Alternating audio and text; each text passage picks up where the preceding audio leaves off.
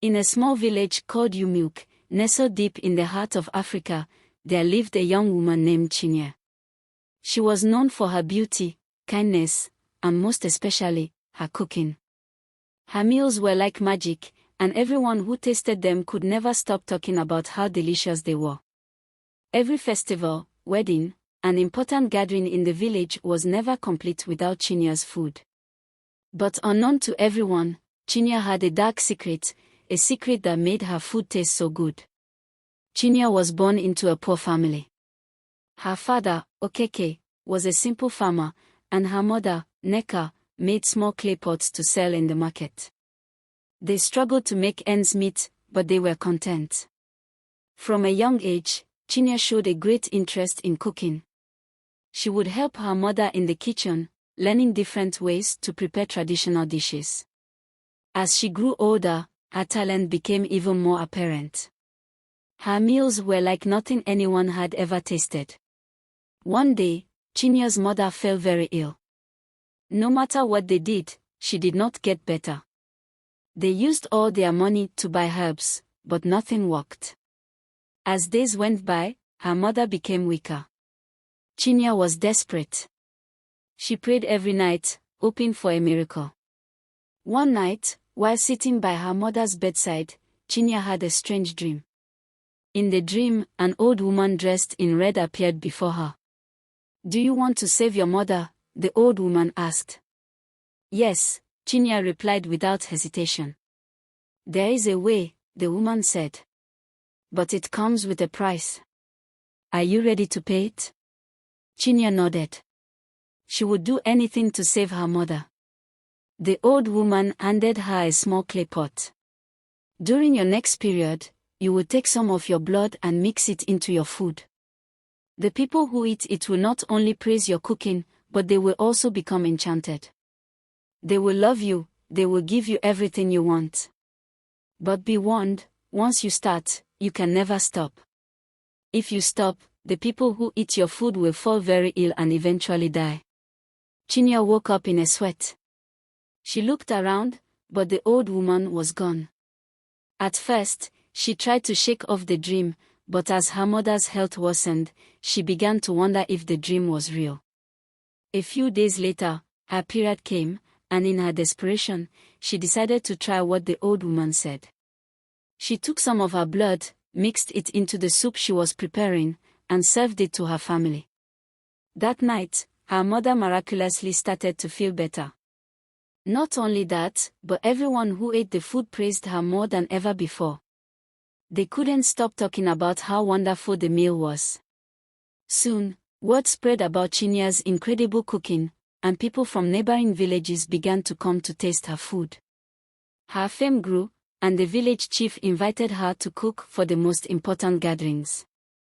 But every time Chinya cooked, she remembered the old woman's warning. She had to continue using her period blood, or else the people who ate her food would fall sick.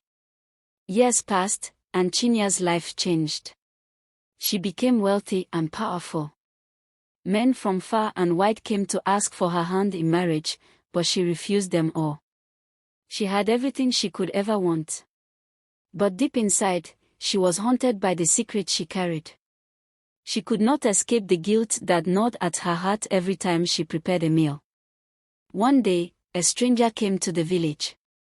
He was a tall man with bright eyes and a soft voice. His name was Dyke, and he was a traveler from a distant land. He had heard of Chinya's cooking and wanted to taste it for himself. When he arrived, he found Chinya sitting outside her home, looking sad and lost. "Why does a woman as beautiful and successful as you look so sad?" Dyke asked. Chinya looked at him and sighed. "I carry a burden that no one can understand," she said. Dyke sat next to her. "Sometimes sharing your burden makes it lighter," he said gently. Chinya hesitated. She had never told anyone her secret before, but there was something about Dyke that made her want to open up. She told him everything about the old woman, the blood, and the curse she had been living with. Dyke listened carefully, and when she was done, he was silent for a moment. "There is a way to free yourself," he finally said. But it will require great courage. Chinya's heart raced. What must I do? You must stop using your blood, Dyke said. You must face the consequences, no matter how hard they may be. The people who have eaten your food will fall ill, but if you confess and ask for forgiveness, the curse will be broken. Chinya was terrified. She couldn't imagine watching the people she had fed for years suffer because of her. But at the same time, she knew she couldn't continue living this way. With Dyke's support, Chinya made a decision. The next time she cooked, she did not add her blood. As expected, within days, people in the village began to fall sick. They complained of weakness, headaches, and strange dreams. Panic spread throughout the village, and soon, they came to Chinya for answers. Chinya stood before the village and confessed everything. There was shock, anger, and disbelief.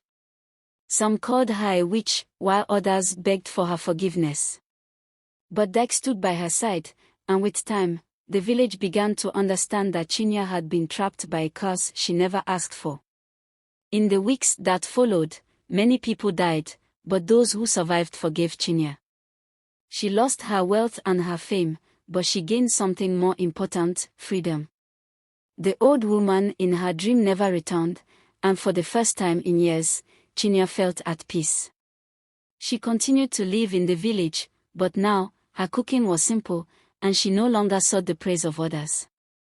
Dyke stayed with her, and together, they built a new life, one free from secrets and curses.